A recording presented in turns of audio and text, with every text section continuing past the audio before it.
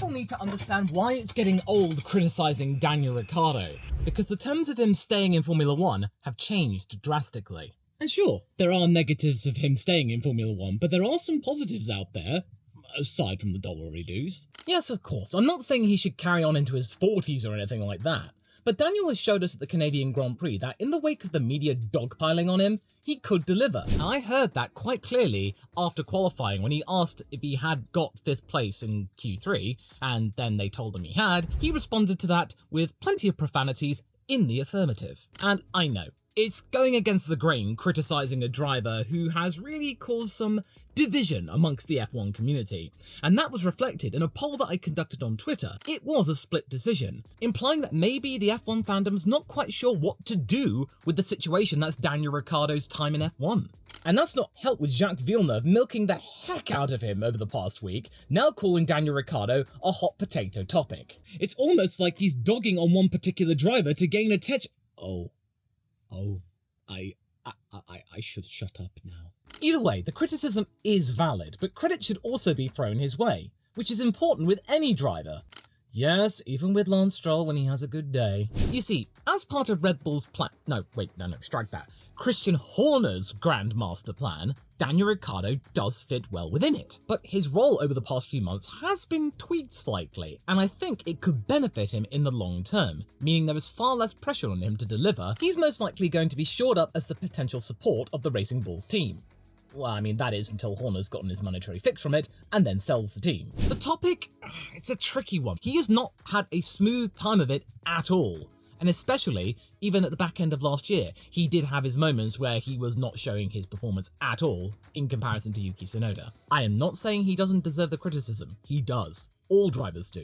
Especially next to Yuki Tsunoda, who's having a transformative season now that he is genuinely being looked at as the team leader within Faenza. It's become quite clear that Daniel Ricciardo has failed to deliver in being the team leader of Racing Bulls, and Yuki has to step up to the plate.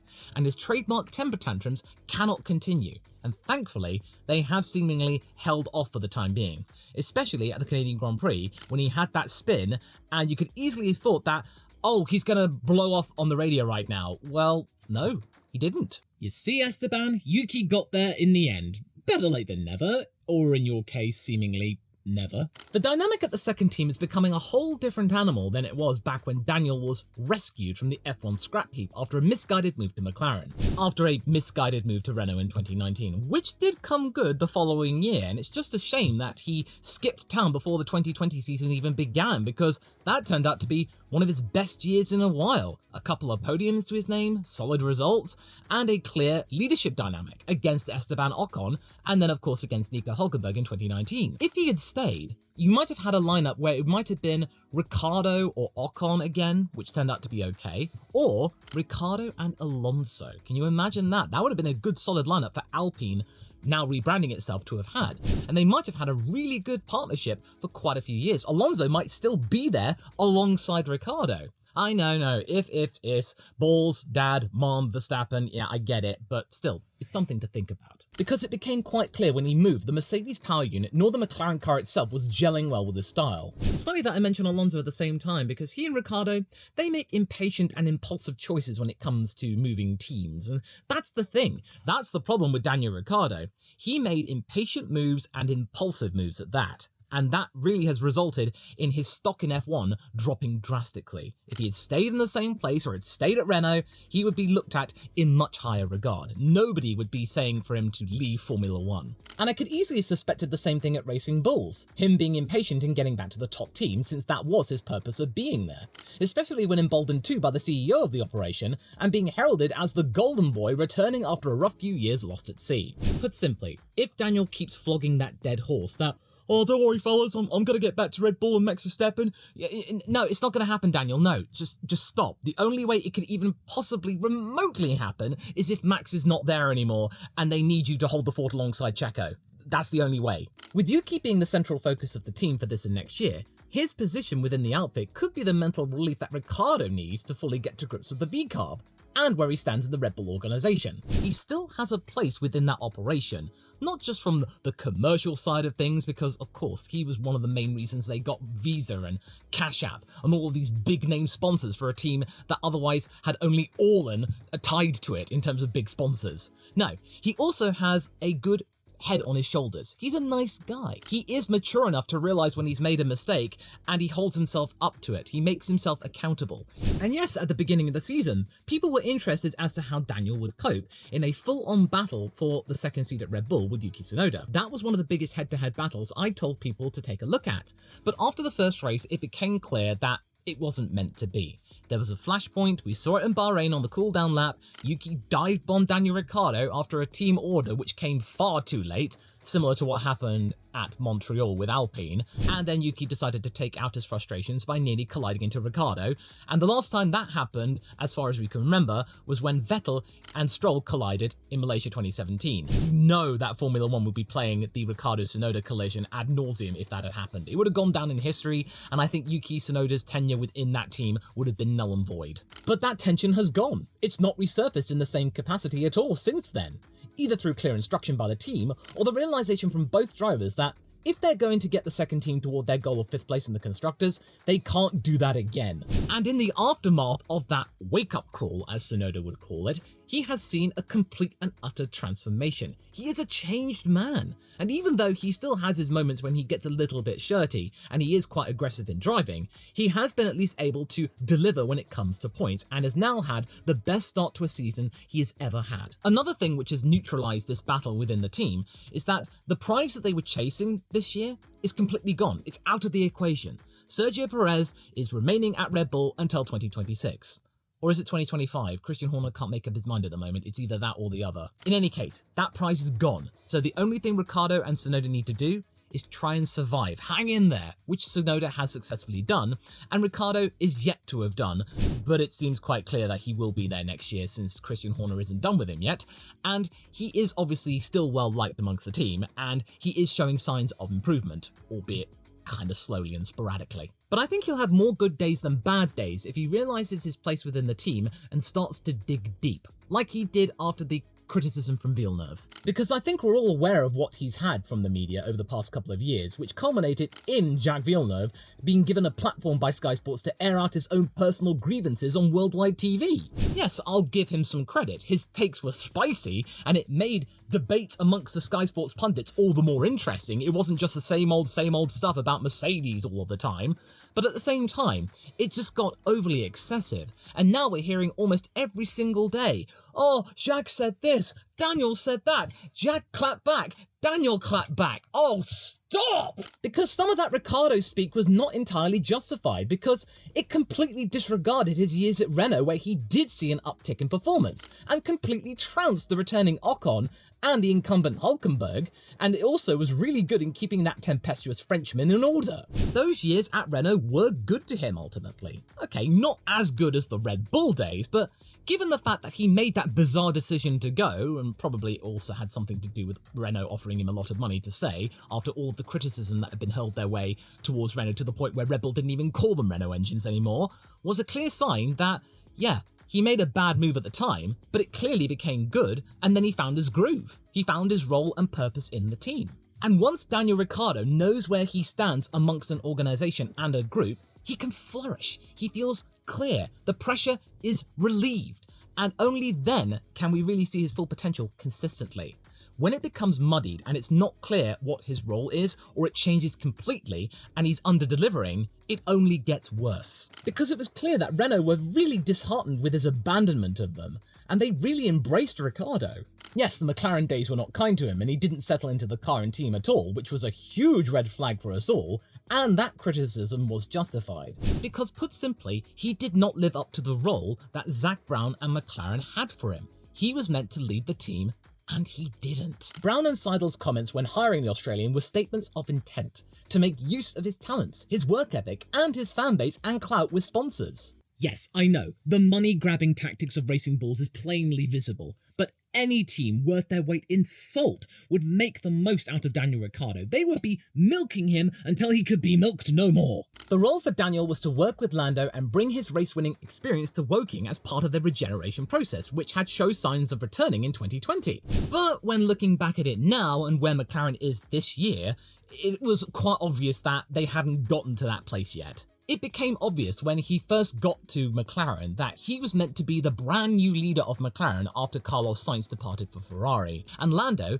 could then gain some more insight and knowledge from a guy who has won multiple Grand Prix, has had dozens of podiums, and therefore it's part of them really giving Lando all of the experience and knowledge and insight that he needed.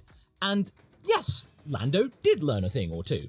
In fact, he learned completely different things, and then he became invincible, seemingly, because it wasn't just a case of Lando doing better or doing as good as Daniel. No, he completely wiped the floor with him, almost at some races, including the Monaco Grand Prix, lapping the guy. What?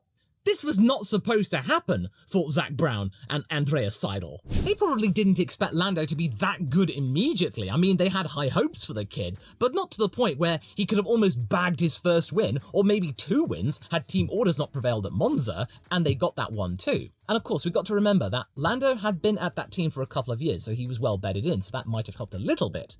But both drivers were going into a brand new era of the team, with a brand new power unit, with a car that was originally based around the Renault power unit and had to be modified for the Mercedes engine, so it's sort of a Frankenstein type of car, the MCL36 being the brand new product of a McLaren Mercedes operation, and look how that turned out. But Daniel wasn't handling it well, him not being able to handle the Mercedes engine's characteristics in terms of power mapping and engine braking. And considering that braking is meant to be one of his fortes, that's another red flag right there. And as 2022 wore on, Lando became the de facto team leader. Daniel was the second. He was never going to be the team leader. He was struggling even to score points. And that in of itself was a major wake-up call to McLaren that they had backed the wrong horse, and that Daniel had made a clanger of a move. He was now hanging on to his F1 career for dear life, and only a Sergio Perez-esque lifeline from his old boss kept him from being consigned to F1 history. When it comes to the art of adaptability, which is kind of important in Formula 1,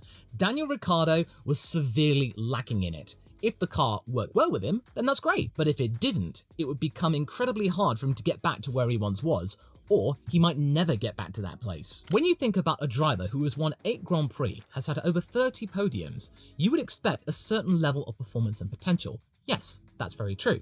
And of course, age does play a factor in terms of a driver's ability to perform, because as we've seen with Valtteri Bottas, he has won 10 Grand Prix, has had way more podiums thanks to Mercedes' success. But at the same time, he is not the same driver that he once was, so there is something to be expected there. But when you look back at a guy who stacked himself up well against former world champions and future world champions in Vettel and Verstappen respectively, there is something going on here, and he clearly has had something go on which has meant that he's not able to perform. And I think it's personally down to the fact that the role that he was expected to fill did not materialize, and he completely underdelivered. And he needs a role in which he can actually work well with and therefore go on from there. Because we have seen in the last couple of years moments of brilliance when everything is in place and the car is working with him to throw the notion of him being washed into question. And yes, of course, AlphaTauri and Racing Bulls have bent over backwards more than they probably should have done to give him a car that could really give him the tools that he needs to do well in. And that's been another point of criticism and debate from Jacques Villeneuve. How dare they? How dare they tweak their car to make sure their drivers do well in it? You can also criticise his team moves, with the McLaren one being the most egregious decision he ever took, because the challenges to him looked more exciting than staying at Renault. He looked at the performance of the Mercedes power unit. He looked at how well McLaren were doing and how they were able to recover from an awful 2018, and thinking, well, if I mash it together, it'll be absolutely bonza. Yes, of course, in isolation, these ingredients do look pretty spicy, and I don't know why I'm still doing that, but yeah, just if you mash them together, it doesn't always come up with just as potent of a combination. It was going to take some time for the McLaren-Mercedes operation to come to its full potential, as it has now. And Daniel had no experience of the modern Mercedes power unit, and the McLaren car whatsoever. If Ricciardo wants to stay in F1 for another year or two, he needs to change the way he sees his role within a team. He's not going to be the team leader anytime soon or ever again, seemingly, whilst he's in the sport. He does have value in a team though, and it's clear that he still has fire in his belly, which inadvertently, Jacques Villeneuve might have stoked to being its most roaringest ever. That we've never seen the fire in Daniel Ricciardo burn so brightly than we have now. The Canadian champion might have been the catalyst that Ricciardo needed to truly kick on and fend off the likes of Liam Lawson from taking his seat. Or, if Yuki does replace Checo for 2026 or sooner, then maybe he might be able to fend off Lawson, thinking in that he's going to have an easy time of it being his teammate. Yes, Liam Lawson has been knocking around, sort of acting like a stick for Daniel Ricciardo in going, if you don't perform, matey, he's going to be taking your seat. But I don't think that's going to happen, really. I think Ricciardo's done just about enough to justify his place at Formula One for another year because, you know, Christian Horner likes him, protection, all that. That does help, to be fair. That is a valid criticism, by the way, that Daniel Ricciardo has got a very, very influential supporter, and other drivers might not have had that luxury, including Yuki. But Ricciardo needs more than that to do better, and it's clear that the criticism against him isn't working as much as it did back a couple of years ago. And now Villeneuve has potentially kickstarted the pushback. Yes, of course, one swallow does not make a summer. And the Canadian Grand Prix was good, and the Miami sprint performance was absolutely excellent in fending off a Ferrari, especially it being Carlos Sainz. We need to see more of it, and we need to see it more consistently. Not every few weeks or so, it needs to be almost every other race, him being in the hunt for scoring points. If he doesn't score points, then at least make it look like he's even close to scoring them. And we could have easily seen him bag a few more points, because in China and Japan, he had the chance for going for those points taken away from him. At one point in China, it looked like he might have gotten in the hunt for P9, but then as we know, Stroll took him out. In Japan, he bagged a couple of good places at the start, and then Alex Albon took to the grass, and then Daniel was a passenger. There were many opportunities taken away from him, and we need to see more of the opportunities where he's able to capitalise on drivers not doing so well. Because yes, of course, he got P8 in Canada, and that was down to the fact that 2 Ferraris and a Red Bull were taking out, but for the bottom 5 teams, even with Yuki Tsunoda doing well, you've got to be in it to win it. And Daniel was in it, especially since the Alpines fell off and relieved some of the pressure. When Tsunoda falters, Daniel has to be the one to pick up the pieces and bring home points, especially if they want to have a hope in giving Aston Martin a fright for 5th place in the Constructors. Yes, of course, Daniel Ricciardo is helped with the protection that Checo has from Christian Horner, and it does seem quite clear that if Max Verstappen decides to up sticks and leave Red Bull, Daniel Ricciardo will be promoted alongside Checo.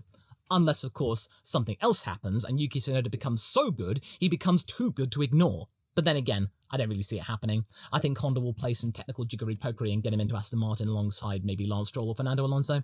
We'll see about that one. But I don't think Tsunoda's time in Formula One is at all over. Stability and continuity, though, that's what the boss of Red Bull wants at the moment, and Ricciardo is a driver who ticks both of those boxes. And with the right environment and perhaps the right frame of mind and understanding of his role within the team, the pressure might alleviate itself somewhat. I'm not suggesting whatsoever that he's going to be one of those drivers that might go, you know what, I think I'll just stay in Formula One until I'm 40 or something like that, like Hülkenberg is seemingly doing, Lewis, Fernando. Yeah, I think Daniel's got maybe 2 or 3 more years left in him before he might want to go and do something else, or maybe go and try some NASCAR, because he does love his NASCAR. He has done enough to see how he handles the brand new 2026 cars. It might come well to him. He might flourish. We don't know. Other drivers might flourish. Other drivers might wane.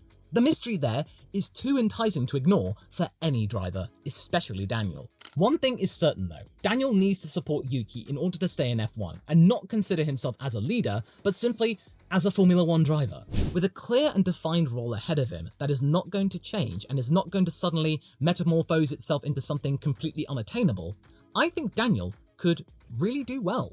And even though he's not going to be the absolute superstar that he was back in, say, 2018 or even 2019, he certainly has got enough talent and potential and notoriety to be able to be a good contributing influence amongst Formula One. Yes, of course, the Drive to Survive windfall and him being one of the major topics of that series has helped him in spades, but it's just because he is quite charismatic. He is quite the nice guy. He has moments where he is clippable. Many drivers are clippable. Valtteri Bottas, for example. Many drivers can easily attain their survival in Formula One for longer than it should have been, down to the fact that they're marketable. And whilst it's not fair, and it is preventing future drivers from getting into the sport, there has to be a balancing act, and Liam Lawson's realizing this the hard way, and that's what he's exactly doing with gaining a social media presence of his own and also making the most of his time in Drive to Survive. That might be enough for him to be able to have a chance at Formula 1, but right now, he has no clue where it's going to be. He's almost lost. It's like he knows the battle's already done, and Ricciardo has won.